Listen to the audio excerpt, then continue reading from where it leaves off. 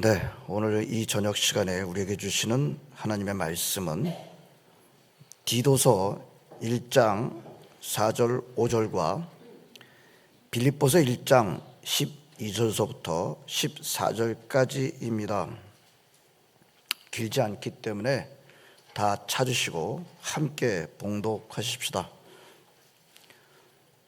디도서 1장 4절 5절 말씀입니다. 시작. 같은 믿음을 따라 나의 참 아들 된 디도에게 편지하노니 하나님 아버지와 그리스도 예수 우리 구주로부터 은혜와 평강이 네게 있을지어다.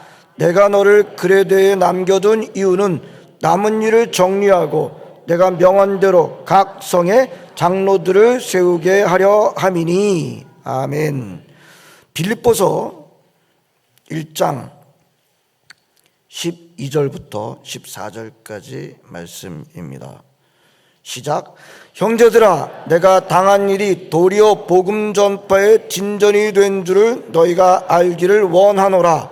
이러므로 나의 매임이 그리스도 안에서 모든 시위대 안과 그 밖의 모든 사람에게 나타났으니 형제 중 다수가 나의 매임으로 말미암아 주 안에서 신뢰함으로 겁없이 하나님의 말씀을 더욱 담대히 전하게 되었느니라. 아멘. 네, 우리 코로나 때문에 사경회를 한 3년 정도 가지지 못했었죠.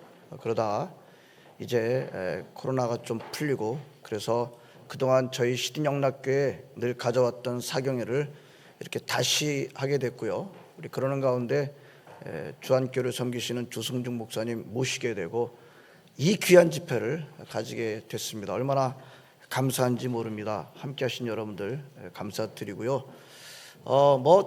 전체적으로 한 5번 집회를 갔는데요. 우리 처음부터 끝까지 다 참여하신 분들 잘하셨습니다. 이제 마지막 시간 우리가 귀한 말씀을 드릴 때 여러분들 귀한 말씀 잘 경청하시고 다시 한번 우리 은혜 받는 그런 귀한 시간 되시기를 바라고요. 저녁 집회는 유튜브로 올라가 있기 때문에 나중에라도 다시 얼마든지 보실 수 있는 기회가 있으십니다. 이제 목사님 나오시겠습니다. 할렐루야로 크게 외치면서 우리 박수로 환영하도록 하겠습니다. 나오시겠습니다. 할렐루야.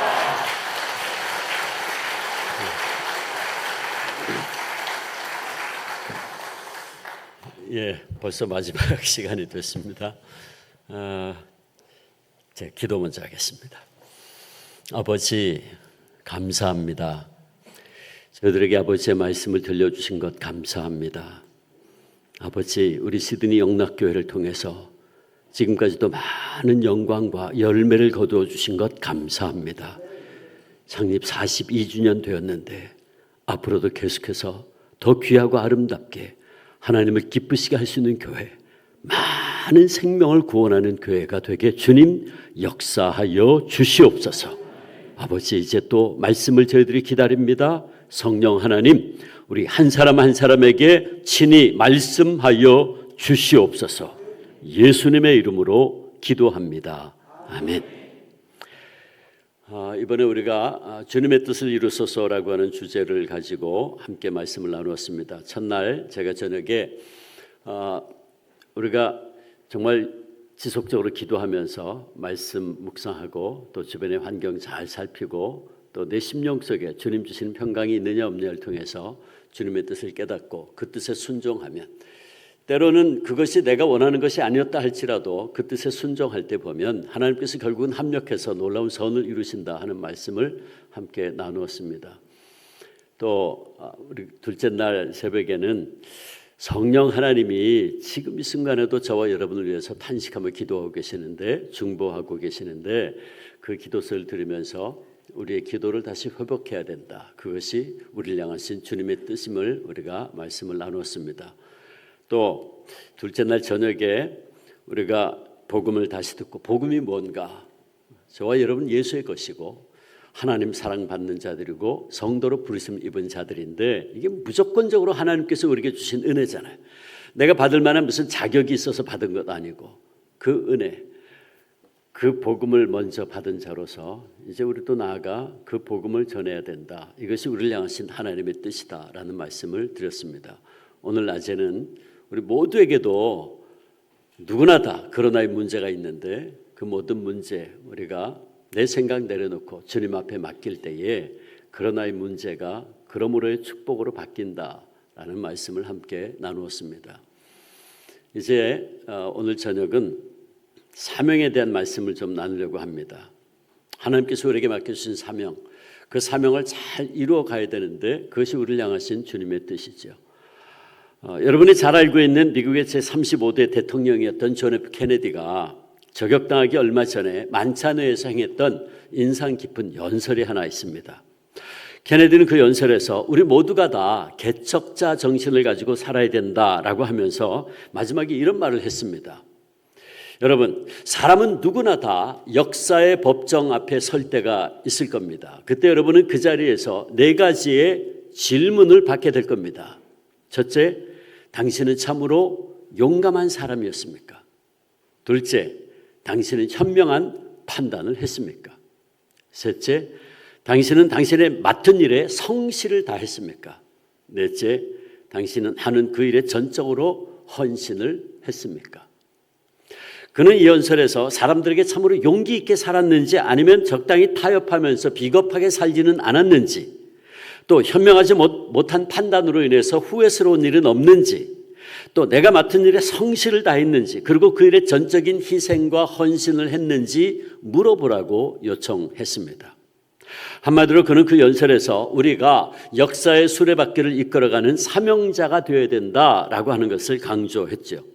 근데 정말 역사를 돌이켜보면 하나님께서 이렇게 자신에게 주어진 일이 무엇이든지 간에 그가 처한 상황 속에서 용기 있게 지혜롭게 성실하게 그리고 최선을 다해서 헌신을 하는 그런 사명자들을 사용하셔서 역사를 이끌어 오셨다 하는 것을 알 수 있습니다.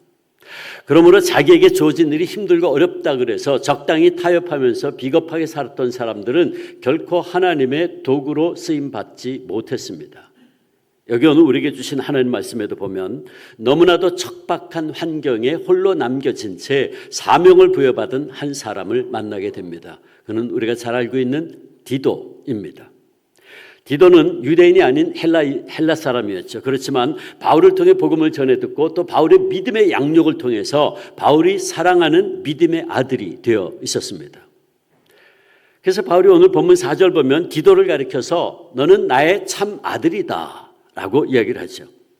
우리가 성경을 읽어보면 디도는 바울이 힘들고 어려운 선교 여행을 하는 동안 줄곧 바울을 따라다니면서 바울의 사역을 돕고 있는 그런 모습을 볼 수 있고 또 바울도 매우 중요한 순간에 어떤 중요한 일이 있을 때 그 일을 디도에게 부탁하는 그런 모습을 우리가 성경에서 찾아볼 수 있습니다.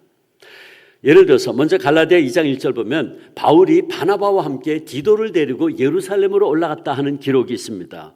이 이야기는 예루살렘 회의 때 이야기인 것 같은데 사도행전 15장에 나타나는 예루살렘 회의는 기독교 역사상 가장 중요한 사건이었습니다.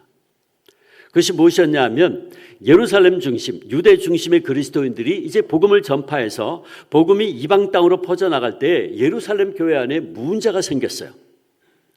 오순절 성령 강림 이후에 성령님의 역사에 의해서 수많은 사람들이 회개하고 예수를 믿으며 교회로 몰려들었죠.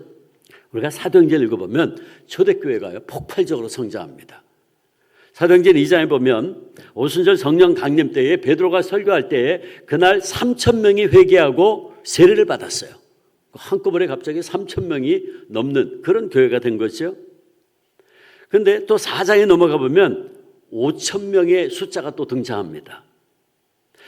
베드로가 40년을 미문 앞에서 구걸하던 안진뱅이를 예수의 이름으로 일으키고 그가 성전에 뛰어들어가서 하나님을 찬양하니까 사람들이 놀랍니다. 그래서 모여들어 아니 저 사람이 지금 성전 미문 앞에서 40년간 구걸하던 안진뱅이인데 어떻게 지금 저렇게 뛰어다니고 하나님 찬양하지?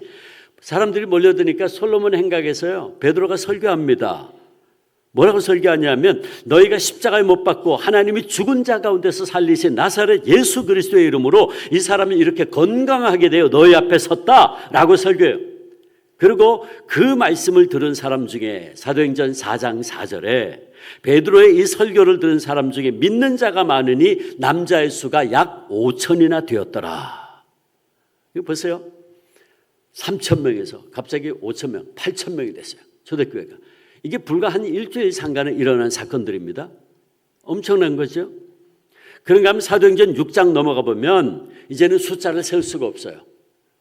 사도행전 6장 7절 보면 하나님의 말씀이 점점 왕성하여 예루살렘에 있는 제자의 수가 더 심히 많아지고 허다한 제사장의 무리도 이 도에 복종하니라. 십자가의 도에 복종했다. 제사장들조차도. 그러니까 나중에는 이제 허다한 수의 무리가 숫자를 셀 수도 없을 정도로 이렇게 초대교회가 폭발적으로 성장했어요. 많은 사람들이 교회로 몰려들기 시작했는데 그 중에는 이방인들도 있었죠. 그때 문제가 생긴 거예요. 그러니까 유대인들 처음에는 예루살렘 교회 유대인 중심이었잖아요. 그런데 많은 사람들이 몰려들기 시작하는데 유대인들이 가만히 보니까 이방인들도 막 교회 안에 오는데 그 이방인들이 율법을 안 지켜요. 할례도 받지 않았어요. 음식도 가려 먹지 않아요. 아니 저런 이방인들을 우리가 어떻게 형제로 받아들일 수 있느냐 하는 문제가 대두가 된 거예요.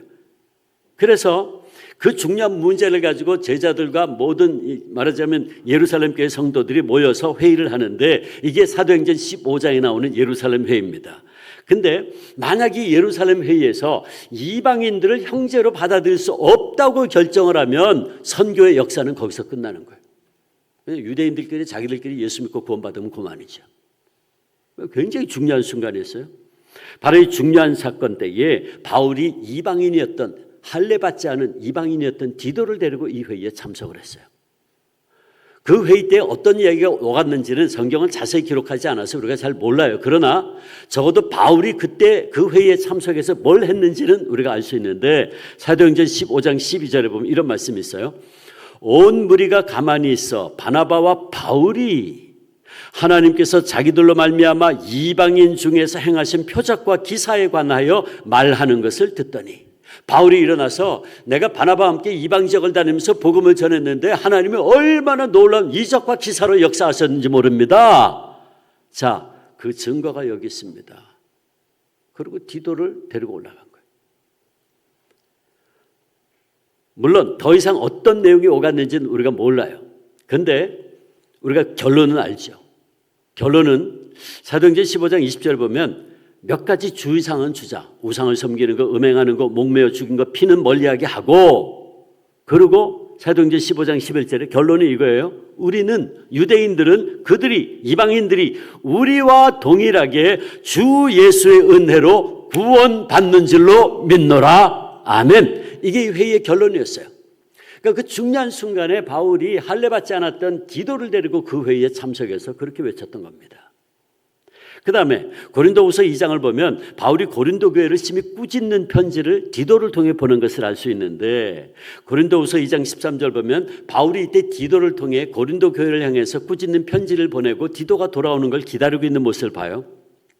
근데 우리가 잘 알고 있는 대로 고린도 교회는 바울이 개척했죠. 은사가 넘치던 교회였습니다. 그 고린도 전서에 나오는 은사들이 전부 다 이 고린도 교회 안에 있었던 은사들이에요. 아름답게 성장했죠. 그리고 바울은 또 다른 곳을 개척하기 위해서 떠났습니다. 그런데 얼마 후에 교회 안에 여러 가지 문제가 생겼다는 소식이 들려왔어요. 그러니까 바울이 그 소식을 들었을 때 참 가슴이 아팠죠. 어떤 문제가 있었나? 고린도 전서를 쭉 읽어보면 고린도 전서 1장에 보면 교회가 분열이 생겼어요. 나는 바울파요, 게바파요, 아볼로파요, 예수파요. 그 분열이 생겼어요. 그런가 하면 5장에 넘어가 보면 음행의 문제가 등장합니다. 8장에는 우상 제물 앞에 바쳤던 것을 먹어야 되냐 말아야 되냐를 가지고 싸웠어요. 또 12장부터 14장은 여러 가지 은사들이 쫙 설명되어 있죠. 그런데 나중에 특별히 이 방언 같은 경우에는 아주 문제가 됐던 것 같아요. 예배에서 막 방언을 하는데 사람들이 방언을 하는데 이게 예배 시간에 공예배 시간에 막 방언을 하니까 문제가 생기잖아요. 그러니까 바울이 교통정리를 합니다. 반드시 통역 세워라. 순서대로 해라. 그렇지 않으면 하지 마라. 교통정리를 해요. 그러니까 은사에 문제가 있었던 것 같아요. 그런가 하면 육체의 부활을 부정하는 자들이 나타났어요. 그래서 고린도전서 15장에 보면 바울이 부활에 대해서 쫙 설명하죠. 부활장이라고 그러잖아요. 육체의 부활을 부정하는 이들이 고린도 교회 안에 나타났어요. 그러니까 이런 여러 가지 문제에 대한 소식을 들었을 때 바울이 참 가슴이 아팠어요. 그래서 그들에게 너희들 지금 이거 잘못되고 있다라고 편지를 보내는데 그때 바울이 눈물로 그 편지를 씁니다. 고린도 후서 2장 4절. 내가 큰 환난과 애통한 마음이 있어 많은 눈물로 너희에게 썼노니 이는 너희로 근심하게 하려 한 것이 아니요 오직 내가 너희를 향하여 넘치는 사랑이 있음을 너희로 알게 하려 함이라. 내가 너희를 너무너무 사랑하는데 너희 가운데 이런저런 문제가 있다니 내가 참 가슴이 아프다. 내가 그래서 너희들에게 이 편지를 쓴다. 그러면서 꾸짖는 편지를 써서 보낸 거예요. 그리고 그 편지를 디도를 통해 보냈어요. 근데 여러분 생각해 보세요. 바울이 지금 디도를 통해 보낸 편지는 이게 지금 하나님 말씀이에요. 고린도전서. 하나님 말씀이죠. 두루마기로 된 하나님 말씀이라고요. 그 하나님의 말씀을 지금 보내야 되는데 누구한테 맡길까요? 가장 믿을 만한 이에게, 가장 신뢰할 만한 이에게 맡기지 않겠습니까? 바울은 그 일을 디도에게 맡겼어요. 그 다음에 디도는 조직력과 지도력을 갖춘 인물이었던 것 같은데 고린도 후서 8장 말씀을 보면 디도가 고린도에서 모금하는 일을 맡고 있는 모습을 봐요. 이 고린도후서 8장 기록에 의하면 예루살렘 교회가 기근으로 인해서 큰 어려움을 겪고 있었는데 이방인의 교회였던 마게도니아 지역에 그리스에 있던 마게도니아 지역의 교회들이 힘을 모아서 그 당시에 마더 처치인 모교회인 예루살렘 교회를 돕는 일을 했는데 그때 그 구제연금을 모금하는 일을 누구에게 맡겼냐면 바울이 역시 디도에게 맡겨요. 고린도 후서 8장 16절 17절. 너희를 위하여 같은 간절함을 디도의 마음에도 주시는 하나님께 감사하노니 저가 권함을 받고 더욱 간절함으로 자원하여 너희에게 나아갔다. 디도야, 네가 일을 좀 해주겠니? 예, 하다 말자 제가 하겠습니다. 자원하는 마음으로 그 일을 감당했다는 거예요. 자, 따라서 이런 여러 가지 성경의 기록을 보면 디도는 분명히 바울이 가장 신뢰하고 사랑하는 믿음의 아들이었구나 하는 걸 알 수 있죠. 그래서 바울이요 고린도 후서 8장 23절 보면 디도를 얼마나 끔찍하게 생각했는지 하는 걸 알 수 있는데 고린도 후서 8장 23절 같이 읽어볼까요? 같이 시작. 디도로 말하면 나의 동료요 너희를 위한 나의 동력자요 우리 형제들로 말하면 여러 교회의 사자들이요 그리스도의 영광이니라. 아멘. 자 보세요. 바울이 디도를 가리켜서 나의 동료요 나의 동력자요 교회의 사자요 그리스도의 영광이래요. 그리스도의 영광이라니. 디도는 12제자도 아니에요. 유대인도 아니었어요. 이방인이었다고요. 그런데 그리스도의 영광이래요. 그리스도의 영광이라고 하는 이 호칭은 예수님의 12제자들도 받아보지 못한 호칭입니다. 그런데 바울이요 디도를 가리켜서 너는 그리스도의 영광이래요. 그러니까 이 단어 하나만 봐도 바울이 디도를 얼마나 끔찍하게 생각했는지 얼마나 프라우드하게 생각했는지 하는 걸 알 수 있죠. 자 그런데 이토록 자랑스럽고 사랑스러운 디도를 그레데에 보내면서 바울이 그 보낸 이유를 오늘 디도서 1장 5절에서 이야기합니다. 뭐라 그랬냐면 남은 일을 정리하기 위함이다 그랬어요. 옛날 개역 성경은 부족함을 바로잡기 위함이다 그렇게 번역했어요. 부족한 일을 바로잡는다. 남은 일을 정리한다. 이건 무슨 뜻일까요? 우리가 바울의 이 말씀을 또 이해하려면 그레데가 어떤 곳인지 좀 알 필요가 있어요. 그레데는 어떤 곳인가? 오늘 디도서 1장을 제가 4절과 5절만 읽었지만 1장 전부가 본문이라고 할 수 있는데 1장을 쭉 읽어보면 이 그레데가 어떤 곳이었나 하는 것을 알 수 있어요. 10절 보면 그레데에는 복종치 않는 자들이 많은 곳이다. 헛된 말을 하는 자들이 많은 곳이다. 속이는 자가 많은 곳이다 그랬어요. 특별히 할례당이 교회를 어지럽히는 것이었는데 11절 보면 그들은 더러운 이익을 구하는 자들이었다. 또 가정을 무너뜨리는 자들이 많은 곳이었다 그랬어요. 그러니까 한마디로 그레데가 어떤 곳이었냐 하면 악명 높은 곳이었어요. 문제가 많은 곳이었습니다. 골치 아픈 곳이었어요. 기록에 의하면 이 그레데 사람들은 술꾼들이고 무례하고 거만하고 믿을 수 없고 거짓말을 잘하고 탐욕스러운 자들이었다 그랬어요. 헬라어에 크레티조라는 말이 있어요. 크레티조. 속인다, 사기친다 그런 말입니다. 근데 그 속인다, 사기친다는 크레티조라는 말에서 크레데가 온 거예요. 그러니까 크레데라는 뜻은 뭐냐 하면 사기치는 곳이에요. 사기꾼이 넘치는 곳이다 그 말이에요. 그러니까 동네 이름이 사기치는 곳이에요. 그 지역에 얼마나 사기꾼이 많았으면 동네 이름이 사기치는 것이에요. 여러분, 우리가 어느 곳에 이름을 지을 때에 그 지역에 특색 있는 걸 가지고 이름을 짓는 경향이 있죠. 그렇죠? 어느 지역에 이름을 붙일 때에 그 지역의 특색을 가지고 이름을 붙여서 잘 기억하기 쉽게. 예를 들어서 서울에요. 옛날에 차가운 물이 흐르는 곳이 있었던 것 같아요. 어딜까요? 차가운 물이 흐르는 곳. 냉천동. 그렇죠? 큰 바위가 있었던 것 같아. 후암동. 바위 암자가 들어가 있죠. 그러니까 우리가 서울에 지금 얼마 전에 그 비가 너무 많이 와가지고 14명이 희생된 그 안타까운 그 오송역이죠. 오송역. 그게 세종시 KTX 내려가다가 세종시 가려면 내려야 하는 것이 오송역이에요. 근데 왜 오송역이야? 난 그래서 처음엔 궁금했어요. 세종시 가는 곳이니까 그 세종역이라고 하든지 그렇지 왜 오송역이냐 그랬더니 물어봤더니요. 옛날에 거기에 큰 소나무가 5그루가 있었대요. 그래서 오송역이에요. 그러니까 자 보세요. 우리가 어느 지역에 이름을 붙일 때에 그 지역의 특색을 가지고 이름 붙이는 경향이 있죠. 그렇죠? 그래야 돼. 사기치는 곳. 얼마나 사기꾼이 많았으면.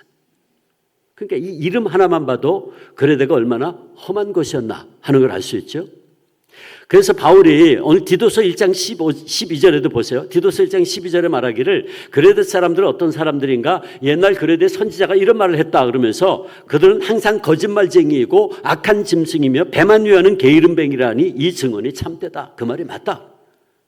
고대 저술가인 폴리비우스라는 사람이 있었는데 이 사람이 그레데 사람들에 대해서 이런 기록을 남겼어요. 탐욕과 허세가 그레데 토양에 본래부터 뿌리 내리고 있으므로 그들은 어떤 식으로 수입을 얻든 상관하지 않는 유일한 백성이다. 그러니까 한마디로 그들은 자신들의 배를 채우기 위해서는 거짓말하고 사기치고 심지어는 다른 사람을 해쳐서라도 내 배만 채우면 고만이다라고 말하는 유일한 백성, 이게 그레데 사람들이라는 거예요. 자, 그렇다면 여러분, 이게 그레데의 현실이었다면 바울이 사랑하는 아들 디도에게 이렇게 말해야 될 것 같아요. 상식적으로라면 이렇게 말해야 될 것 같아요. 디도야, 내가 늘 그 골치 아픈 곳에서 데리고 나온 데는 이유가 있다. 그래야 될 것 같아. 아들아, 내가 늘 그 문제 많은 곳에서 끄집어낸 것은 이유가 있어 라고 말해야 될 것 같아. 그게 자식을 사랑하는 부모의 마음이 아닐까요? 제가 지난 2011년에 일본에서 그 지진 일어나서 쓰나미가 몰고 와가지고 난리가 났어요. 원전 폭파되고 그때에 제가 서울의 응암동에 있는 한 교회에서 집회를 인도하고 있었습니다. 수목금 3일간 집회를 인도하고 있었는데 금요일이었어요. 금요일에 이제 모든 집회가 끝나 이제 마지막 집회만 남아 있어서 목사님하고 저녁 식사를 하고 와서 목사님 방에서 이제 마지막 집회를 기다리고 있었는데 누군가 밖에서 막 문을 두드리는 거예요. 그 담임 목사님 방에 막 두드리고 그래서 문을 여니까 그게 권사님이세요. 근데 권사님인데 목사님 큰일 났습니다. 큰일 났어요. 그래서 막 그런 거예요. 왜 그러시냐 그랬더니 지금 일본에 쓰나미가 몰려와가지고 지진이 일어나서 쓰나미가 몰려와서 난리가 났는데 목사님 TV 뉴스 보라고. 근데 뭐 집회 중이었으니까 TV 볼 일도 없고 그런데 마침 목사님 방에 큰 TV가 있어서 켰어요. 켰는데요. 딱 키자마자 어떤 장면이 나오냐 하면 그 쓰나미가요. 시커먼 물이 마을을 휩쓸고 지나가는 그 장면이 나오는 거예요.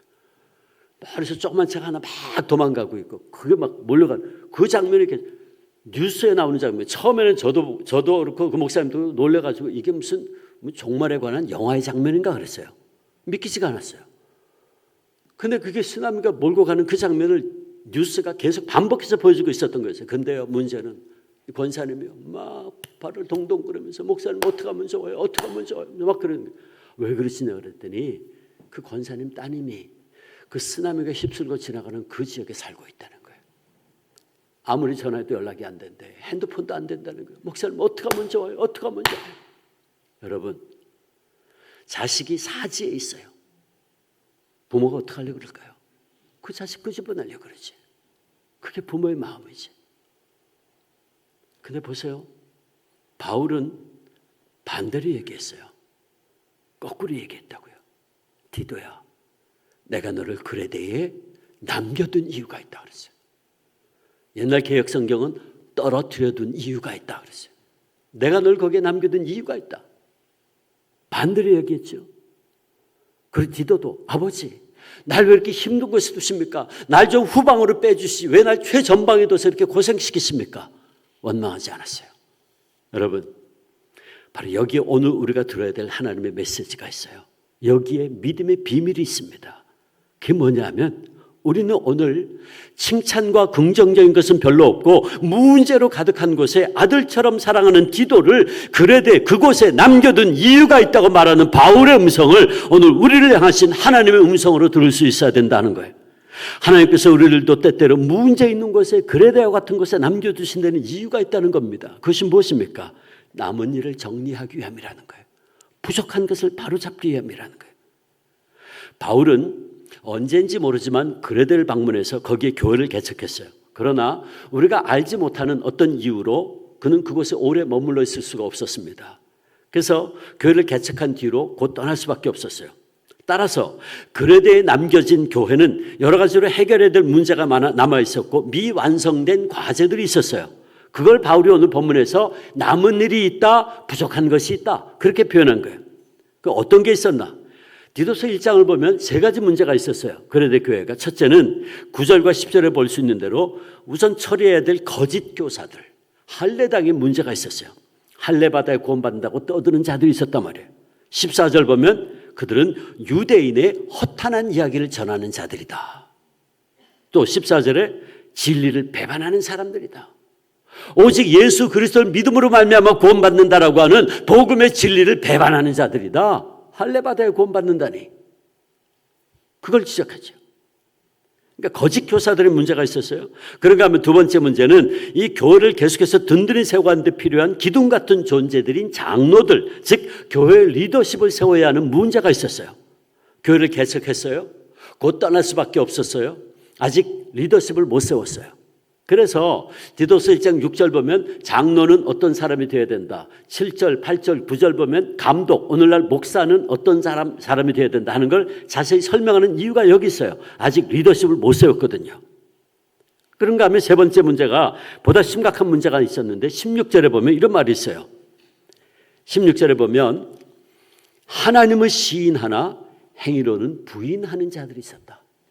그래도 교인들 가운데 하나님을 시인해요. 말로는 나 하나님 믿습니다. 나 집사입니다. 나 권사입니다. 장로입니다. 나 목사입니다. 나 하나님 믿습니다. 라고 말은 하는데 삶을 보니까 자기가 하나님이야. 하나님을 안 믿어. 하나님의 뜻을 순종하려고 그러지 않아. 자기 뜻, 자기 생각, 내 생각에는. 근데 말로는 자기 하나님 믿는데 하나님을 시인해요. 하나님을 시인하나 행위로는 부인해요. 자기가 자기 삶의 주인이에요. 그런 사람들이 있었다는 거예요. 그들은 어떤 자들인가? 복종치 않으냐는 자들이고 모든 선한 일을 버리는 자들이다. 그러니까 디도는 이런 부족한 모습들, 이런 남겨진 문제들을 바로잡기 위해서 그곳에 남겨진 겁니다. 사랑하는 시드니 영락교회 성도 여러분, 자 그렇다면 이제부터 우리 얘기를 좀 할까요? 오늘 저와 여러분에게는 그러면 그레데가 어디일까요? 오늘 우리에게는 그레데가 어디일까요? 여러분은 어떻게 느낄지 모르지만 저는 요즘 제가 살고 있는 한반도, 여러분의 조국 한반도가 그레데다 하는 생각이 들어요. 언젠가 신문 사설에 우리 민족은 크게 세 가지 문제가 있다. 정리를 잘했더라고요. 첫째, 이 민족을 공격하고 있는 분열과 갈등의 문제. 우리는 지금 남과 북으로 나누어서 싸우고 있을 뿐만 아니라 남남으로도 얼마나 갈려져 지금 싸우고 있는지 몰라요. 세대 간에, 계층 간에, 지역 간에, 있는 자와 없는 자 간에 사상과 생각이 다르다고 해서 소위 촛불 세력과 태극기 세력 간에도 얼마나 싸우고 있는지, 여당과 야당과 얼마나 싸우는지요. 참 안타깝습니다. 두 번째 문제는 역시 저 이북과의 관계에서 오는 문제죠. 특별히 북한의 핵, 저 장거리 미사일 문제는 정말 한국 민족에 당면한 최고의 정말 최악의 가장 심각한 문제가 아닐 수 없어요. 여러분 보세요. 과학이 발달한 일본이 저 원자로 하나 터졌는데 사실 아직 감당을 못하고 있어요.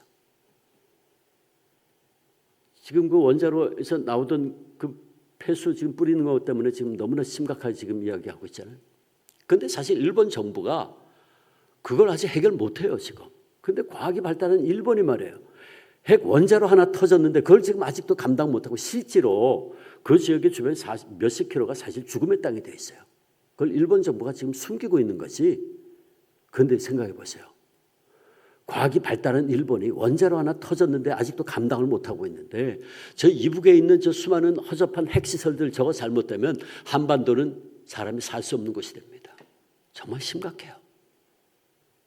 여러분 정말 제가 이번에 와서 참 감사한 건 뭐냐면 여러분들이 기도하실 때마다 조국을 위해서, 한국을 위해서, 통일을 위해서, 북한을 위해서 기도하시더라고요. 제가 너무 감사했어요. 세 번째 문제는 한국뿐만이 아니고 전 세계가 지금 계속해서 어려움을 겪고 있는 경제 위기의 문제죠. 특별히 지난 3년간 계속된 코로나 때문에 경제가 어려워지고 또 러시아와 우크라이나 전쟁으로 인해서 자재비 폭등하고 정말 너무 어려워졌어요. 지금 우리나라 경제가요 사실은 IMF보다 더 어렵다 그래요. 저희 교회 안에 자영업하는 분들이 참 많습니다. 그런데 하나같이 IMF 때보다 더 힘들대요. 여러분, 여러분의 조국 한반도가 그래야 됩니다.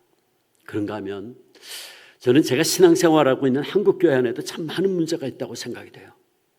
세상이 아무리 악해도 교회만은 그렇지 않았으면 좋겠는데 교회까지 문제가 참 많아요. 그래서 많은 사람들이 교회에서 상처받고 실망을 해서 지금 교회를 떠나고 있어요. 지금 가나안 교인이 200만을 육박한다 그랬어요. 가나안 교인이 뭐죠? 안 나가 교인. 안 나가 거꾸로 가나안이에요. 가나안 교인이요 안 나가 교인을 말하는 거예요. 교회 상처받아가지고 교회 안 나가 200만이 육박한다는 거예요. 지금 심각하죠. 큰 교회들이 가진 게 너무 많아서 각종 이권 때문에 교인들끼리 싸워요. 말도 안 되는 일들이 교회 안에서 벌어지고 있어요. 나라 민족이 심각한 어려움에 빠져 있는 상황 속에서 교회가 하나님 앞에 바로 서서 나라 민족을 위해서 중보 기도해도 부족할 판에 교회는 자기 모순과 자기 만족에 빠져서 소금과 빛의 역할을 하지 못하고 민족을 위한 헌신과 희생을 못하고 있어요. 특별히 코로나 발생한 이후에 몇몇 교회들과 선교단체들이 상식적이지 못한 행동으로 인해서 한국교회가 사회의 지탄의 대상이 되고 말았어요. 참 안타깝습니다. 우리 한국의 초대교회는 은과 금은 없었지만 영광스러운 교회였어요. 쓰러져가는 나라의 희망이었죠. 인구 100분의 1%밖에 안 되는 기독교인들이 우리 민족의 짐을 지고 있었어요. 어떻게 그럴 수 있었을까? 가난하고 숫자도 인구의 1%에 불과한 보잘것없는 공동체였지만 예수 그리스도의 이름이 주는 놀라운 권능과 힘이 있었기 때문이었죠. 그래서 민족의 고난과 시련을 짊어질 수 있었고 나라를 잃어버리고 온 민족이 도탄에 빠져 있을 때에 우리 민족의 유일한 소망이요 위로와 능력이었어요. 그래서 김구 선생 같은 이가요 실제로 그런 일을 했더라고요. 얼마 전에 그 자료가 신문에 그분이 그 말한 게 발견이 됐어요. 그분이 뭐라 그랬냐면 파출소 10개 세우는 것보다 교회 하나 세우는 게 더 낫다 그랬어요. 그만큼 우리 한국의 초대교회는 사회로부터 신뢰받는 공동체였다고요. 파출소 10개 세우는 것보다 교회 하나 세우는 게 더 낫다고 그랬어요. 그런데 언제부턴지 한국 교회 안에 예수 그리스도 이름을 대체하는 것들이 생겨나기 시작했어요. 목사가 주인 되고 만모니즘이 횡행하고 참 안타깝습니다. 그래서 지금 안 믿는 사람들이 기독교를 개독교라고 욕을 해요. 개독교라고. 전 요즘 제가 몸담고 있는 한국교회가 그레데이 현장이구나 하는 생각이 들어요. 그런가 하면 지금 여러분이 살고 있는 삶의 현장, 여러분의 가정, 직장이 그레데이일 수 있어요. 저는 여러분의 고통과 문제가 뭔지는 몰라요. 아마 이 시간 여러분들 가운데는 개인적으로 가정과 인간관계에 있어서 어려운 문제가 있는 분이 있을지도 모르죠. 또 우리 가운데는 코로나 이후에 재정적인 고통을 받고 있는 분이 있을지도 모르겠어요. 직장 문제로, 자녀들 문제로 한숨 짓고 있는 분도 있을 것이고 또 어떤 분들은 가족들 가운데 사랑하는 이가 병들어 누워 고통 가운데 있는 분도 있을 거예요. 그래서 나는 왜 이렇게 우리 집에 왜 이렇게 문제가 많은가 탄식하는 분이 있을지 모르겠어요. 그렇다면 여러분이 지금 한숨 짓고 있는 그 현장, 그것이 여러분의 가정일 수 있고 여러분이 일하고 있는 직장일 수 있고 여러분이 살고 있는 이 시드니의 이민사회일 수 있는데 그곳이 어디든 여러분이 탄식하고 있는 그 자리가 여러분에게 그래야 됩니다. 그런데 사랑하는 여러분, 제가 이미 말씀드렸듯이 우리는 오늘 문제 있는 가정에, 직장에, 혹은 교회에, 혹은 이민사회에 하나님께서 나를 남겨두신 이유가 있다는 걸 알아야 돼요. 우리는 세상의 악한 것들 그리고 어려운 문제로 가득한 곳에 아들처럼 사랑하는 디도를 남겨둔 이유가 있다고 말하는 바울의 음성을 나를 향하신 우리를 향하신 하나님의 음성으로 들을 수 있어야 된다. 그게 뭐냐? 하나님께서 저와 여러분을 통해 문제 많은 그곳에서 그 문제를 회복하기 위해서 그 연약함을 보충하기 위해서 그 부족함을 채우기 위해서 그 상처를 치유하기 위해서 저와 여러분을 그곳에 두셨다는 사실입니다. 다시 말해 우리 가정의 아픔과 직장의 문제와 혹은 교회의 연약함과 혹은 이민사회의 부족함을 채우기 위해서 하나님께서 오늘 저와 여러분을 바로 이곳에 부르고 계신다는 말씀이에요. 그러므로 우리는 이 그레드의 현실에서 우리 가정의 어려운 상황에서 나의 문제 있는 직장의 현장에서 내가 처한 문제 가운데서 도망치려고 하지 말고 왜 나에게만 이런 어려움이 계속되나 원망하지 말고 오히려 하나님이 이 문제 있는 곳에 나를 남겨두신 이유가 있다는 사명의식을 가지고 그걸 발견할 수 있어야 돼요. 제가 미국에서 잠시 공부할 때에 목회를 하던 한 친구 목사가 저한테 이런 고백을 한 적이 있어요. 저하고 같이 보스턴 대학에 유학을 갔어요. 박사과정 공부를 하다가 이분이 교회를 개척했어요. 근데 교회가 막 성장하니까 이게 뭐 박사학위 공부하면서 교회 목회한다는 거는 더더군다나 개척교회를 한다는 거는 이게 너무 힘들죠. 그래서 이제 공부는 포기하고 목회에 전념하게 됐어요. 교회가 막 성장하는데 한 번은 이 목사님한테 어떤 소식이 들려왔대요. 그 소식이 뭐냐면 바로 옆에 있는 제일 가까이 있는 이민교회에서 문제가 생겼다는 얘기가 딱 들려왔대요. 그런데 그때 그 친구 목사 하는 말이 뭐냐면 자기 머릿속에 그 얘기를 딱 듣자마자 제일 먼저 자기 머릿속에 드는 생각이 하나 있었는데 그게 뭐냐면 아 이번 기회에 우리 교회 교인들 좀 오겠구나 그 생각이 들었다는 거예요. 제가 호주 이민사회는 잘 몰라서 그런데 미국에서는 이민교회들이 굉장히 많이 다투고 갈라지는 일이 참 많았어요. 그러니까 뭐 갈라지고 서로 싸우다 보면 서로 상처가 되니까 이제 이꼴 저꼴 보기 싫으니까 다 교회를 떠나죠. 그럼 이제 교회 떠나서 이제 어떻게 해요? 그럼 이 교회도 가보고 저 교회도 가보고 소위 이제 처치 쇼핑이 시작되는 거죠. 그러니까 제 친구 목사 그걸 아니까 가까운 교회에서 이제 문제가 생겼다는 얘기를 딱 듣는 순간 자기 머릿속에 아 이번에 좀 말하자면 그 교회 교인들 좀 오겠구나 그 생각이 제일 먼저 들었다는 거예요. 그러면서 그는 고백하기를 문제를 잘못 보고 있는 자신을 깨닫고 하나님 앞에 회개했다는 거예요. 그는 고백하기를 하나님께서 나를 그곳에 두신 이유를 바르게 깨닫지 못했다는 거예요. 탐욕스럽고 자신만의 이익을 탐하는 자들로 가득 차 있는 그레데아 같은 곳에 살고 있으면서 그들과 똑같이 이기적이고 탐욕스러운 마음을 가지고 산다면 그건 하나님께서 나를 그곳에 두신 이유를 바르게 깨닫지 못했다는 거죠. 여러분 이처럼 우리도 이기적인 마음으로 이 현실 속에 때묻어 살아간다고 하면 그 우리 존재의 의미를 잃어버리는 거예요. 그러므로 우리 그리스도인들은 문제 가운데 있을 때 문제를 다시 돌아볼 필요가 있어요. 오히려 그리고 그 문제 속에서 내 존재의 가치를 역설적으로 발견해야 된다. 여러분 세상 사람들은요 문제가 있으면 도망칩니다. 골치 아파 고개 돌려 외면해. 그럼 그만이야. 왜? 다 그냥 우연히 저절로 일어난 일이니까 해프닝이니까. 근데 그 신앙인의 모습이 아니에요. 오히려 신앙인들은 문제 가운데서 내 존재의 가치를 역설적으로 발견하는 사람들이 돼야 된다. 여러분 우리 그리스도인들에게 있어서 일어난 어떤 일도 우연은 없습니다. 제가 분명히 말씀드리지만 우연은 없습니다. 오직 우리에게는 하나님의 섭리, 하나님의 뜻만 있을 뿐입니다. 이 세상의 모든 것은 지금도 하나님의 섭리와 주권에 의해서 움직여집니다. 우리는 이 하나님의 섭리와 주권 사상을 철저히 믿고 고백하는 신앙인들이에요. 그렇다면 우리에게 일어난 어떤 일도 우연은 없다. 그러므로 우리는 우리에게 일어난 어떤 일들 속에서 때로는 그 일이 힘들고 어려운 일이라 할지라도 그 일이 나에게 너무나 괴로운 일이라 할지라도 우리가 제일 먼저 생각해야 될 것은 뭐냐면 하나님이 왜 나를 여기에 두셨을까? 하나님이 왜 나를 여기에 두셨을까? 그거예요. 하나님이 왜 나를 이 어려운 상황에 두셨는지 주님의 뜻을 발견하려고 오히려 깊이 생각해야 돼요. 그리고 그 속에서 역설적으로 나의 사명을 발견해야 된다.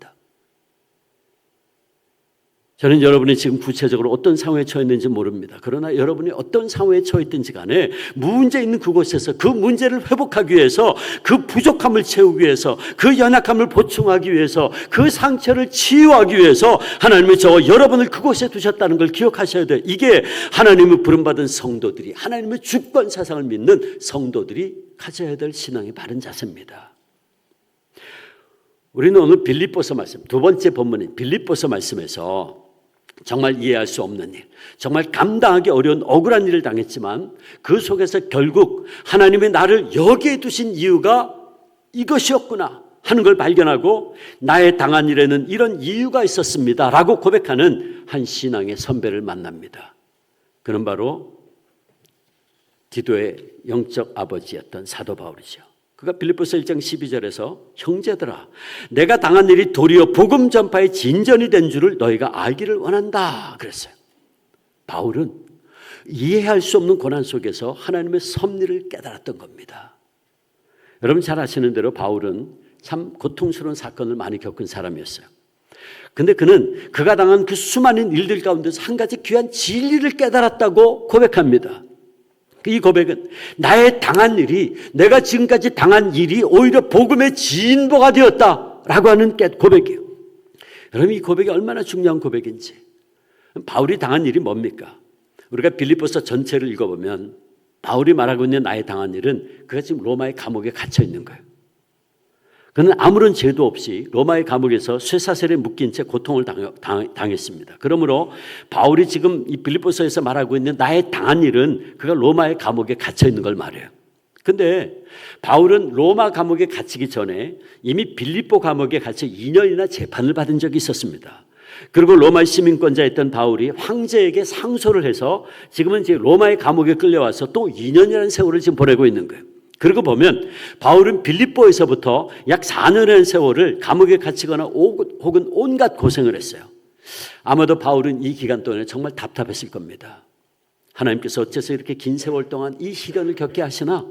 단 한순간이라도 더 복음을 전해야 되는데 무려 4년이 넘도록 부자유스러운 몸으로 갇히게 되었으니 바울이 얼마나 안타까웠을까요? 그러나 오늘 본문에서 바울은요 너무나 귀한 고백을 합니다. 아마 바울은 뒤늦게 자신이 지금까지 당한 일에는 하나님의 엄청난 계획과 섭리가 있음을 깨닫게 되었던 것 같습니다. 그건 바로 자기가 지금까지 당한 일이 오히려 복음의 큰 진보가 되었다는 겁니다. 여기 진전이란 말이 있는데 진전이란 말 프로코페란 말인데 나무를 찍어가면서 앞으로 전진한다 하는 그런 단어예요. 이 말은 주로 군대에서 공병대가 앞으로 나아가면서 장애물들을 제거하고 길을 놓거나 다리를 놓을 때 쓰는 말이었어요. 바울 당시에 전 세계에 가장 막강한 군대였던 로마의 군대는 항상 어디를 가든지 이렇게 공병대가 먼저 나가서 장애물을 제거하고 도로를 닦았는데 그렇게 뚫린 길로 로마 전차 부대가 들어가면 그것은 로마의 땅이 됐어요. 모든 길을 로마로 통한다는 말이 그래서 나왔다 그래요. 바울은 지금 빌립보 교인들에게 바로 이 사실을 염두하고 말하고 있는 거예요. 빌립보 교인들아, 너희가 로마의 길을 잘 알고 있지 않느냐? 저들이 계속해서 전차와 군대가 나아갈 길을 만들어서 땅을 점령해 나아가듯이 지금 너희들이 걱정하고 있는 그 일, 즉 내가 감옥에 갇힌 것 때문에 오히려 복음의 대로가 활짝 열리게 되었다 말하고 있는 거예요.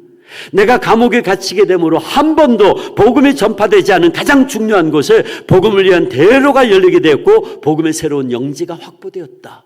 바울이 지금 그 얘기를 하는 거예요. 그러면 바울이 말하는 복음의 새로운 영토, 영지는 어디입니까? 13절 보세요. 빌립보 1장 13절에 바울이 그 복음의 새로운 영지가 어딘지를 밝히는데 이러므로 나의 매임이 그리스도 안에서 온 시위대 안과 기타 모든 사람에게 나타났다. 그러니까 바울이 말하는 복음의 새로운 영지는 로마 권력의 중심부를 말하고 있어요. 그 중에서도 바울은 지금 시위대에 대해서 언급하는데 이 시위대는 로마 황제의 경호를 맡은 이 황제의 친위 부대를 말해요. 기록에 의하면 당시 로마 황제의 시위대는 엄청난 특권을 가지고 있었고 대부분이 유력한 집안의 자식들이었고 로마 정신에 투철한 사람들로 이루어진 부대였어요. 나중에 시위대에서 황제까지 나옵니다. 그러니까 그들은 로마 정치의 핵심이고 로마의 사상과 철학과 종교, 즉 황제 숭배를 지키는 데 있어서도 철옹성 같은 벽을 쌓고 있었던 최정예 부대였어요. 근데 바로 그들 가운데 바울이 들어가게 된 거예요. 오늘 본문에서 바울이 이야기하는 매임이라는 단어가 정말 중요한데 이 매임이란 그 황제 시위대 군인들이 지키고 있던 로마의 감옥에 갇히게 돼서 그 시위대 군인들과 함께 지금 바울이 매여 있다. 쇠사슬에 매여 있다 그 말이에요. 그런데 그가 쇠사슬에 매였다고 하는 이 말씀이 참 중요한데 왜냐하면 그가 쇠사슬에 매였다고 하는 이 말을 통해서 우리는 바울이 어떻게 그 로마의 정신으로 투철한 시위대 군인들에게 복음을 전할 수 있었는가 하는 걸 알 수 있기 때문이죠. 그 당시 로마 사람들은 중죄수를 가둘 때에는 간수 두 사람이 죄수 양쪽 팔에 각각 이렇게 쇠사슬을 묶고 같이 있었다 그래요. 그리고 두 명의 간수를 따로 세웠다 그래요. 그러니까 한 명의 중죄수를 지키기 위해서 네 명의 시위대 군사가 지키고 있었던 거예요. 그리고 사교대 했대요. 4명이 사교대, 16명이 지금 무슨 얘기죠? 바울과 함께 묶여 있거나 바울 앞에 서 있는 거예요. 다른 데 가지도 못해요. 그러면 여러분, 그때 바울이 뭘 했을까요? 그때 바울이 뭘 했을까요? 바울은요, 언제 어디서나 그리스도의 복음을 담대하게 전했어요. 그렇다면 그가 감옥에 갇혀서 시위대 군사들과 함께 묶여 있을 때 바울이 뭘 했을까? 얘들아, 우리 심심한데 내가 수수께끼 낼 테니까 니들이 한번 맞춰볼래? 농담 따먹기 했을까요? 아니죠. 그들에게 복음을 전했을 거예요. 그리고 그들은 바울이 전하는 복음을 그대로 꼼짝없이 들을 수밖에 없었어요.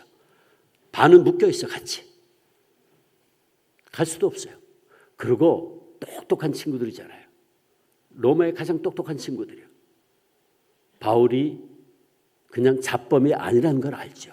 양심수라는 걸 알아요. 바울이 말하는 거에 귀담아 들었던 이들도 분명히 있을 겁니다.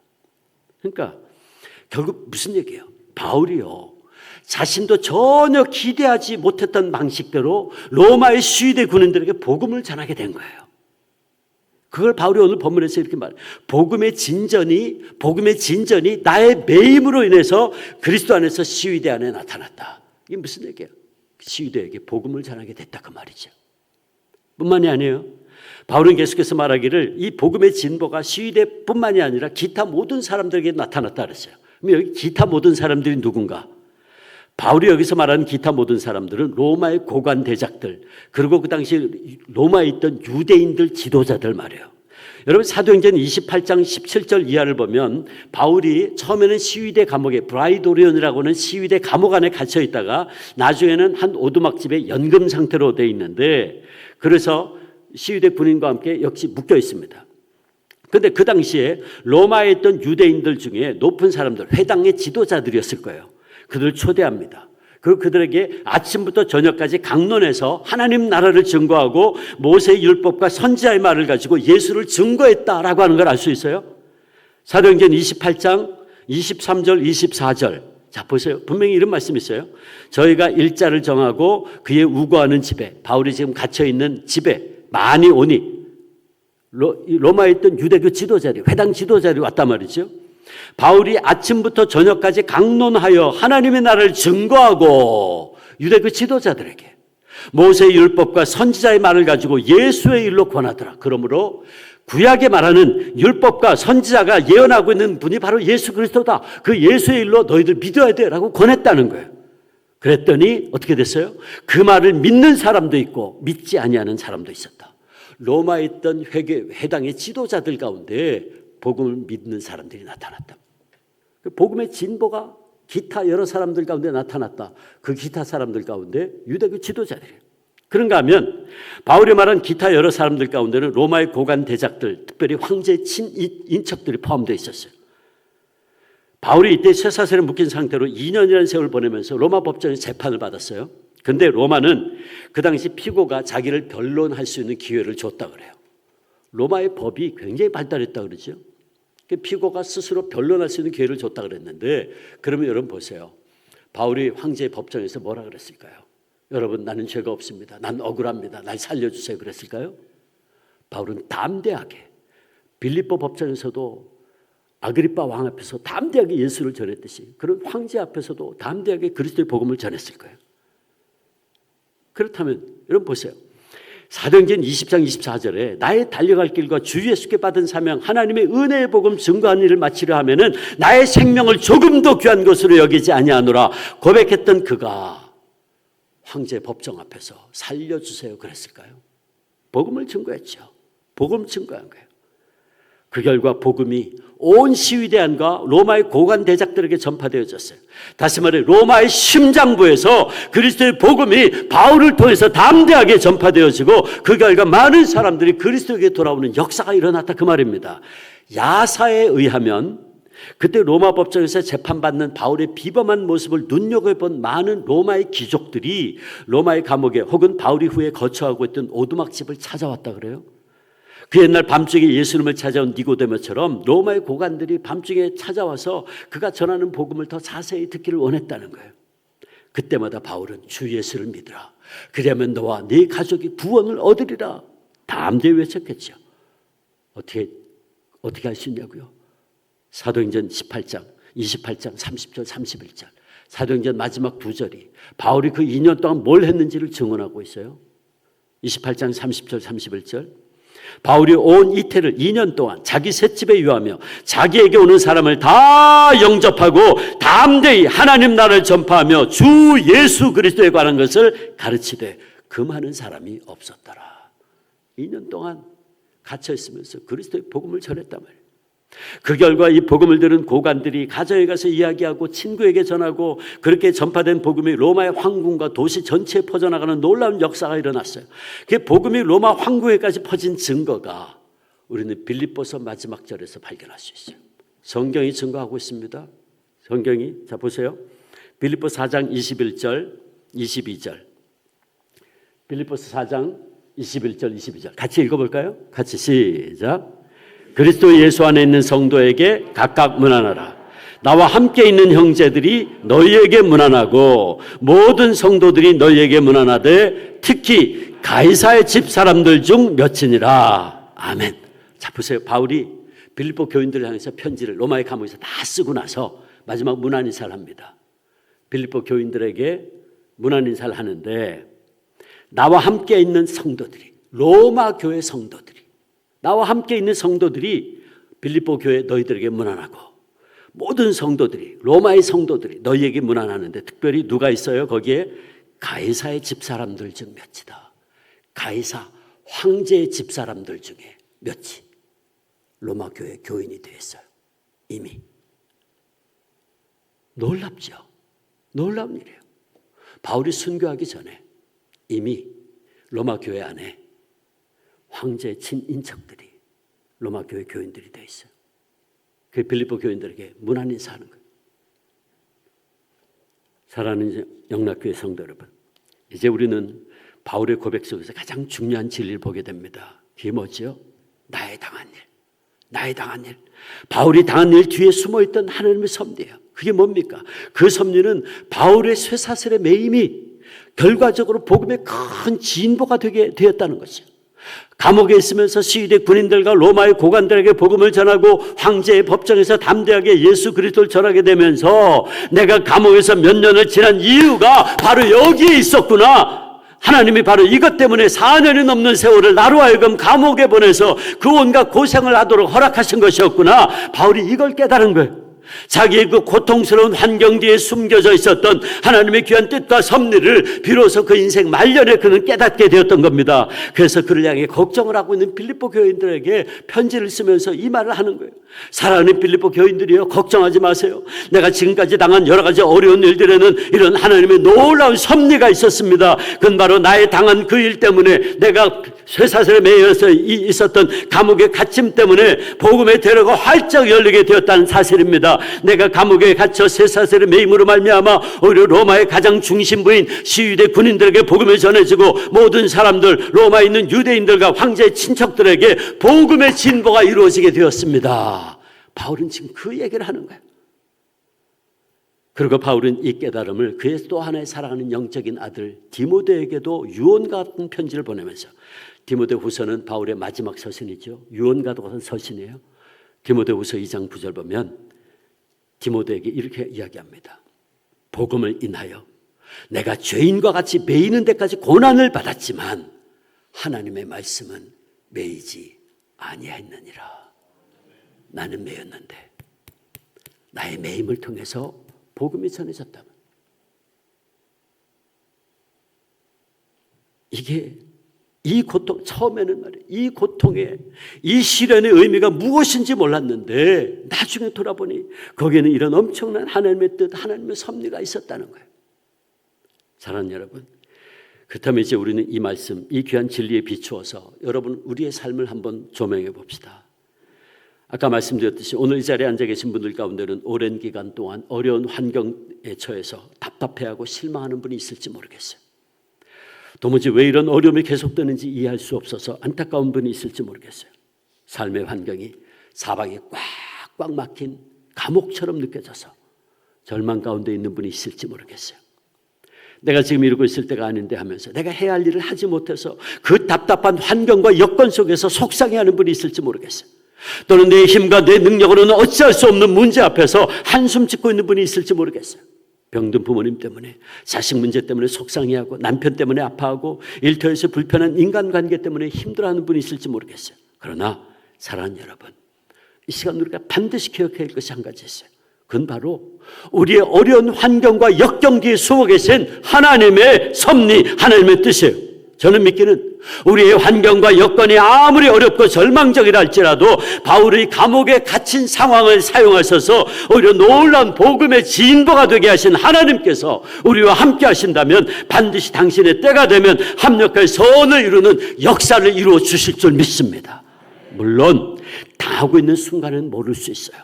아니, 대부분의 우리들은 그 어려운 환경과 역경 속에서는 하나님의 섭리를 깨닫지 못해서 답답해합니다. 그런데 그렇더라도 우리는 하나님의 섭리와 뜻을 결코 잊어서는 안 돼요. 지금 몰라도 좋아요. 지금 다 할 필요도 없어요. 다만 나의 당한 일, 내가 당하는 고난과 실패, 내가 당하는 질병이라도 우리가 하나님을 사랑하는 당신의 백성들일진데 거기에는 우리가 깨닫지 못하는, 미처 깨닫지 못하는 더 놀라운 하나님의 뜻과 계획이 있음을 믿고 의지할 것뿐입니다. 결국에는 당신께서만 승리할 것이기 때문에, 결국에는 하나님 아버지의 섭리와 뜻대로만 될 것이기 때문에, 그러므로 이제부터 우리는 하나님께서 그레데와 같은 문제 있는 곳에 나를 남겨두신 이유를 믿음의 눈으로 보실 수 있어야 돼요. 그리고 믿음으로 주어진 그 현장에서 때로는 힘들더라도, 때로는 비록 이해할 수 없다고 할지라도, 비록 지금은 왜 나를 이 어려운 현장에 두시는지 이해가 되지 않아서 안타깝고 억울한 마음이 든다 할지라도 우리는 하나님께서 나를 이곳에 두신 것은 반드시 하나님의 놀라운 뜻, 섭리가 있음을 믿고 그 하나님의 때가 되면 반드시 그것이 드러나고 더 나아가 합력하여 선을 이루게 될 것임을 믿는 믿음으로 승리할 수 있기를 축원합니다. 하나님께서 나를 고통스러운 곳에, 문제 있는 곳에 두신 이유가 있음을 믿음의 눈으로 바라보고 마침내 승리하셨던 분이 있습니다. 그분은 제가 지난 2일 동안 소개했던 주기철 목사님. 저는 요즘 할아버님을 생각할 때마다 그는 실로 문제 많은 그레데에 남겨진 디도와 같은 분이었다, 그런 생각이 들어요. 언젠가 저희 손친께서 할아버님께서 할머니에게 하소연하듯이 하는 말을 들은 것이 있다고 제게 말씀해 준 적이 있어요. 목사님 엄청난 고문을 당했는데 한 번은 집에 이제 잠깐 오셔가지고 저희 할아버님이 할머니에게 당신 부인이니까, 당신 아내니까 무슨 말인들 하잖아요. 근데 하소연하듯이 하는 얘기를 저희 아버님이 어렸을 때 듣고 저한테 전해준 얘기였어요. 근데 목사님 그러시더래요. 정말 별의별 고문을 다 당했는데 그중에 정말 견디기 힘든 고문이 2가지가 있다고 그러시더래요. 하나는 잠을 안 재우는 고문. 이 잠 안 재우는 고문이 뭐가 힘들겠나 싶지만 여러분 생각해 보세요. 사람을 한 주일, 2주일, 한 달 잠을 안 재우면 어떻게 될까요? 돌아버립니다. 잠 안 재우면 돌아버려요. 여러분 일제시대 때요, 잠 안 재우는 고문 당하다가 정신 이상 되신 독립운동가들 많습니다. 천안에, 한국의 천안에 가면 독립기념관 있죠. 그 독립기념관 가운데 보면 일제 침략관이 따로 있어요. 그 일제 침략관 안에 들어가 보면 고문 체험실이 있는데 일제가 독립운동하던 분들 고문하던 장면을 밀랍 인형으로 그대로 재현해 놓은 곳이 있어요. 제가 언젠가 거기 한번 갔더니 제가 어렸을 때부터 들어왔던 할아버지 고문당했던 그 장면이 거기 다 있더라고요. 그 고춧가루 주전자 들이붓는 것부터 시작해가지고 거기 다 있더라고요. 근데 관이 하나가 이렇게 세워져 있더라고요. 관이 하나가 세워져 있는데 위가 좀 넓고 아래가 좁아요. 그래서 제가 이게 뭐냐 그랬더니 옆에 이게 뚫려 있더라고요. 그랬더니 그게 잠 안 재우는 고문 도구였다는 거예요. 그 안에다가 독립운동 하던 분들 잡아가지고 집어넣는 거예요. 그 딱 넣으면 무릎도 못 꿇어요. 이러고 딱 이러고 서 있어야 돼요. 그럼 그 안에 집어넣고요. 자기들은 번갈아 가면서 자면서 새꼬챙이로 와서 쑤시는 거야. 잠을 안 재우는 거예요. 그 고문당하다가 정신 이상 되신 분들 많대요. 근데 저 목사님이, 저 할아버님이 그러시대요. 다른 거는 차라리 때리고 찢고 뽑고하는 고문은 견디겠는데 잠을 안 재우는 고문은 견딜 수가 없더래요. 나중에 막 정신이 몽롱해지고 흐려져가지고 당신도 모르는 사이에 우상 앞에 절하게 될까 봐 그게 너무너무 스트레스가 됐다는 거예요. 그리고 또 한 가지는 참 일본 사람들 잔인했는데 목사님을 널판지에 올려놓고요. 아랫돌을 빨가벗겼어요. 그리고 밧줄로 꽁꽁 묶어놓는 거예요. 손가락도 못 움직이게 묶어놓고 아랫돌을 빨가벗긴 채로. 그리고 일제가 무슨 짓을 했냐면 목사님 요도에다가요 새꼬챙이를 쑤셔놨어요. 여러분 상상이 되세요? 남자의 생식기에다가 새꼬챙이를 쑤셔놨어요. 그 목사는 그 고문을 당할 때면 칼로 아랫도리를 저면한 듯한 그런 극심한 통증에 기절을 하기를 여러 번 하셨대요. 그리고 그 고문 당할 때는요, 하나님 차라리 빨리 내 목숨을 거두어가 달라고 울부짖었다 그러더라고요. 그 고문 당하고 나면 한 달이고 두 달이고 감방으로 돌아가서 소변을 볼 수가 없어서 그 통증에 바닥을 벌벌 기어다녔대요. 이런 고문은 계절도 없이 7년간 계속됐는데 특별히 겨울은 견디기 힘든 혹독한 세월이었다 그래요. 한 번은 할머님 면회 가셔서 소음을 넣은 다지저고를 넣어드렸더니 목사님 그걸 받으시다가 인상을 찌푸리면서 제발 옷 속에 솜 넣지 마시오 그러더래요. 영하 15도 내려가는데 이 솜이라도 넣은 옷을 입어야지 어떡하려고 그러시냐고. 동상 걸리고 살 썩고 그러면 죽는데 어떡하려고 그러시냐고. 그랬더니 목사님이 이렇게 말씀하셨대요. 내가 일일이 설명을 해야만 알겠소. 내가 입을 열면 엄살이 될 것 같아 말하기가 싫었습니다. 고문이 끝난 뒤에 돌아올 무렵이면 내 옷은 피에 흠뻑 쌌습니다. 그 피가 두툼한 소음에 스며들어서 마르질 않습니다. 피에 젖어 축축한 옷 밑에서 터진 살이 자꾸 골무면 고름이 흐르고 피와 고름이 섞여서 얼어붙으면 그것이 칼처럼 다시 내 살을 찢습니다. 고문 끝에 기절을 하면 일제가 양동이로 찬물을 끼얹는데 그 찬물이 옷에 배어서 피와 고름이 함께 얼어붙으면 나는 옷 얼음판 위에서 떨게 되는 거예요. 그러니 제발 솜 넣지 마시오. 내 한마디 더 하리까. 고문 끝에 감방으로 돌아가면 간수가 하루 두 끼 콩밥을 끼워주는데 손바닥만한 식구통에다 저 문이 조그마한 식구통인데 그 식구통에 밥을 끼워주면 그걸 내려다가 먹어야만 됩니다.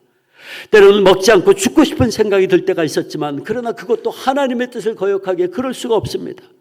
그러나 내가 그 콩밥을 먹으려면 뭉그러진 내 육체를 일으킬 수가 없어서 언제나 기어서 다가가야 됩니다. 그럴 때마다 시멘트 바닥에 쓸리는 피가 엉킨 채 얼어서 뻣뻣한 옷이 내 상처를 또 쑤셔 놓아서 그것이 터지고 피고름이 흘러서 밥을 먹는 고통이 또 하나의 고문이 되고 맙니다.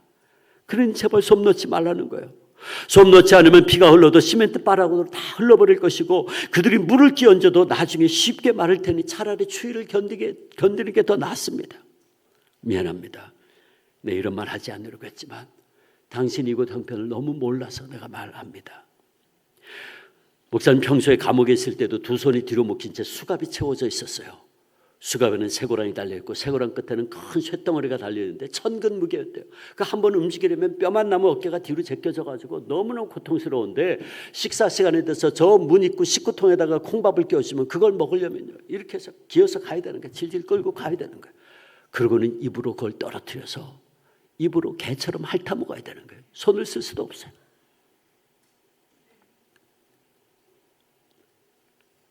그래서 배고픔과 고통 중에 어느 걸 견딜 수 있겠냐고 묻는다면 차라리 빨리 배고파서 죽고 싶은 생각이 한두 번이 아니었다는 거죠. 그러나 그는 굶어 죽으려고 했던 자신의 생각을 부끄러워했어요. 그리고 이렇게 고백했죠. 나는 아직 죽음에 이르지 않지 않았는가. 이 쇳덩어리의 무게가 주님께서 십자가에 매어 달려 겪으신 그 고통의 무게에 비할 수 있나. 그러면서 그는 한 뼘 한 뼘 콩밥을 향해 기어갔다 그래요. 그리고 이렇게 고백했어요. 고난과 고통의 시간을 단축하려는 내 의지가 있다면 그것도 주님 앞에는 말할 수 없는 죄악이다.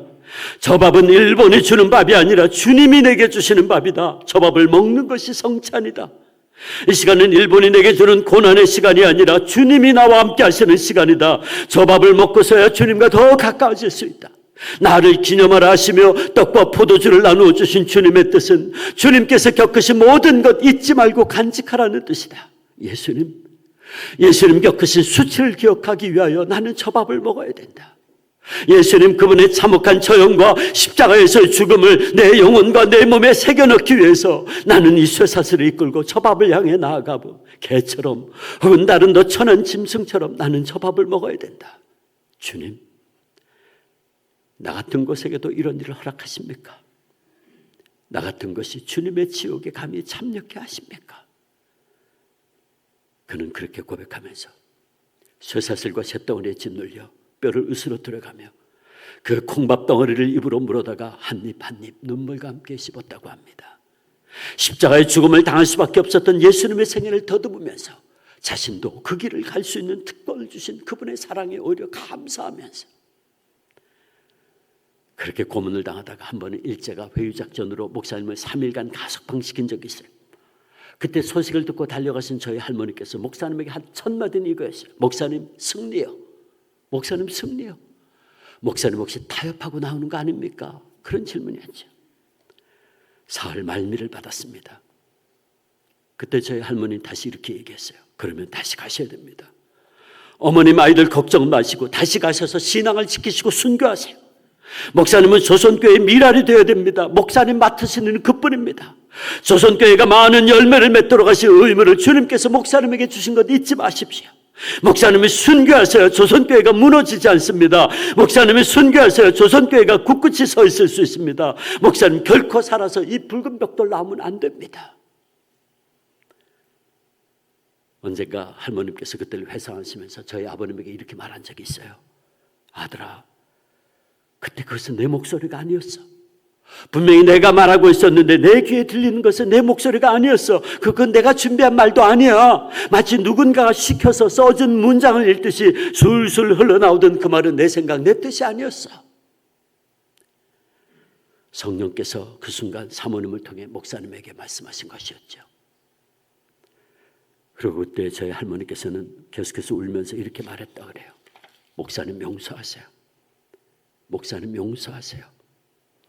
다만 며칠이라도 제가 대신할 수만 있다면 이 곤욕을 대신 치르고 싶습니다.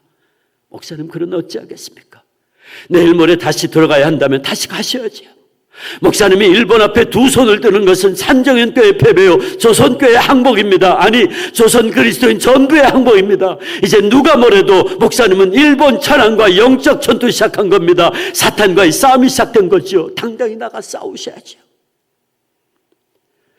그리고 목사님도 염려하지 말라고. 처음에는 내가 주님의 십자가를 지고 있는 줄 알았는데 이제 와서 보니 주님의 십자가가 나를 지고 있다고. 그러므로 나는 승리할 수 있을 겁니다. 내 결코 살아서 이 붉은 벽돌 나가지 않을 겁니다.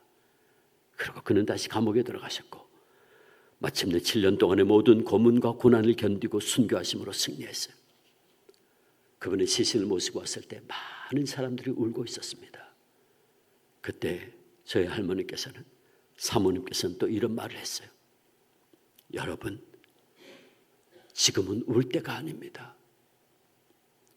이제부터 기도해야만 하는 때가 온 것입니다.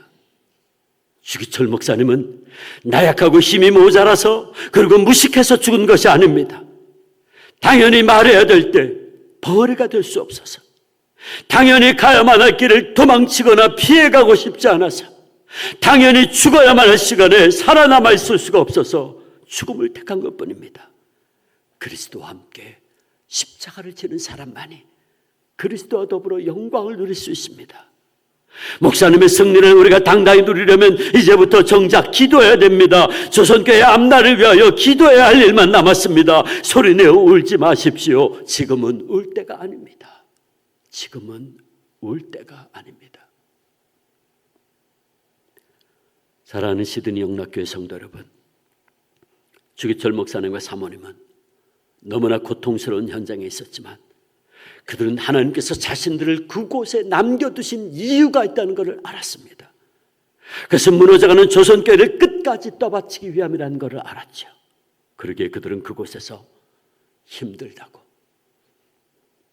괴롭다고, 두렵다고 도망치지 않았습니다. 다만 하나님께서 우리를 여기에 남겨두신 이유가 있다고 고백하고 그 길을 따라감으로 승리했습니다. 나를 여기에 남겨두신 목적을 이루었습니다. 그러므로 사랑하는 성도 여러분, 우리도 문제 있는 곳에서, 문제 있는 가정과 직장과 이 이민사회 현장에서 도망치는 자들 되지 말고 디도처럼, 바울처럼, 우리 신앙의 선배들처럼 하나님의 뜻을 이루어 부족함을 채우는 자들이 됩시다. 하나님께서 오늘 우리들도 문제 있는 가정에서, 직장에서, 교회에서, 이민사회에 살면서 우리에게 주신 사명과 은혜를 바르게 간직하고 살라고 말씀하십니다. 하나님께서 우리에게 어떤 어려움이 있고 어떤 문제가 있다고 할지라도 오히려 하나님이 나를 여기에 두신 이유가 있다. 그건 바로 나를 통해서 이 부족함을 채우기 위함이다. 사명의식을 가지고 최선을 다하는 사명자의 삶을 살라고 말씀하십니다. 그러므로 시드니 영락교회 성도 여러분, 이제 우리 모두 사명자 되어 부족함을 채우는 자들이 됩시다. 그 결과 모두가 다 힘들다고 아우성치고 있는 이때에 우리 시드니 영락교회 성도 여러분들이 가는 곳마다 여러분들로 인해서 부족함이 채워지고 남은 일이 정리되고 상처가 치유되고 회복되는 역사가 있어지기를 축원합니다. 그리고 우리가 그렇게 사명자의 삶을 살 때 우리 주님께서 우리에게도 이렇게 말씀해 주실 겁니다. 사랑하는 영락교회 성도들아, 사랑하는 영락교회 성도들아, 너희들은 나의 동력자요, 너희들은 나의 동료요, 너희들은 교회의 사자요, 너희들은 나의 영광이니라. 너희는 나의 영광이니라. 이 주님의 귀한 음성을 다 들을 수 있는 우리 영락교회 성도님들 되시기를 주님의 이름으로 축원합니다. 기도하겠습니다. 아버지 하나님, 왜 나를 그곳에 두셨는지, 왜 나에게만 이런 어려운 일이 있는지, 왜 우리 가정에는 이런 문제들이 있는지, 왜 내가 일하는 일터에는 이런 혼란함이 있는지 원망도 했었습니다. 불평도 했었습니다. 그러나 그것이 아님을 이제 알았습니다. 하나님께서 나를 그곳에 두신 것은 바로 나를 통해서 그 상처 치유하라고, 그 부족함을 채우라고, 그 연약함을 보충하라고, 그 남은 일을 정리하라고 하나님 나를 그곳에 두신 것을 이제 알았습니다. 사랑하는 우리 시드니 영락교회 성도님들, 저들이 있는 삶의 현장이 어떤 상황이 있든지 내가 여전히 하나님의 놀라운 섭리의 손길 가운데 있다는 사실을 늘 믿음의 눈으로 바라보고 하나님이 나를 왜 여기에 두셨는지 그 이유를 깨닫고 그 사명 온전히 감당하는 귀한 믿음의 사람들 되게 하여 주시옵소서. 그래서 우리로 말미암아 상처가 치유되고 문제가 해결되고 연약함이 보충되는 역사가 있게 하시고, 그래서 마침내 우리 영락교회 성도들이 가는 곳마다 치유와 회복의 역사가 있게 하여 주시옵소서. 그리고 우리 모두 주님으로부터 그래, 사랑하는 아들아, 사랑하는 딸아, 너는 나의 동력자구나, 너는 나의 동료구나, 너는 교회의 사자구나, 그래, 너는 나의 영광이구나, 이 귀한 음성, 복된 음성 듣는 우리 모든 성도님들 되게 하여 주시옵소서. 감사하옵고 예수님의 이름으로 기도하옵나이다. 아멘.